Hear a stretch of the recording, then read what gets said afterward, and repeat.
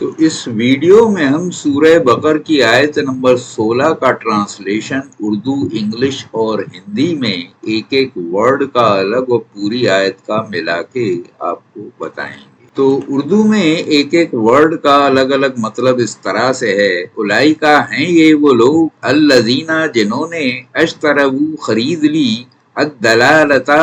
گمراہی، بالہدا ہدایت کے بدلے میں، فما پس نہ تو ربحت فائدہ دینے والی ہوئی، تجارتہم ان کی تجارت، وما اور نہیں کانو ہوئے وہ، مہتدین ہدایت پانے والے۔ تو پوری آیت کا ملا کے اردو میں مطلب اس طرح سے ہے، ہیں یہ وہ لوگ جنہوں نے خرید لی گمراہی ہدایت کے بدلے میں، پس نہ تو فائدہ دینے والی ہوئی ان کی تجارت اور نہیں ہوئے وہ ہدایت پانے والے۔ تو انگلش میں ایک ایک ورڈ کا الگ مطلب اس طرح سے ہوگا، اولئکا دوز، الذین آر the ones who اشتروا bought، الدلالتا the straying، بالہدا for the guidance، وما so not، ربحت profited، تجارتہم their commerce، وما and not، کانو were they، مہتدین guided ones۔ تو پوری آیت کا ملا کے انگلش میں مطلب اس طرح سے ہوگا، those are the ones who bought the straying or misguidance for the guidance، so not profited their commerce and not were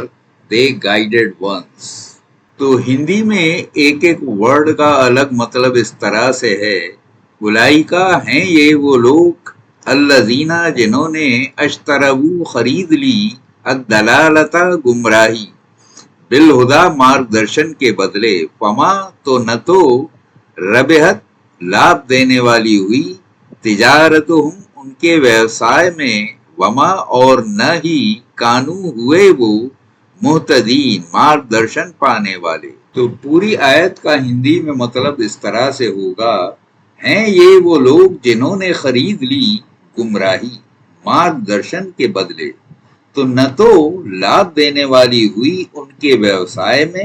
اور نہ ہی ہوئے وہ مارگدرشن پانے والے۔ تو اگلے ویڈیو میں ہم سورہ بقر کی آیت نمبر 17 کا پڑھنا عربک، انگلش اور ہندی میں ایک ایک ورڈ کا الگ اور پھر پوری آیت کا ملا کے سکھائیں گے۔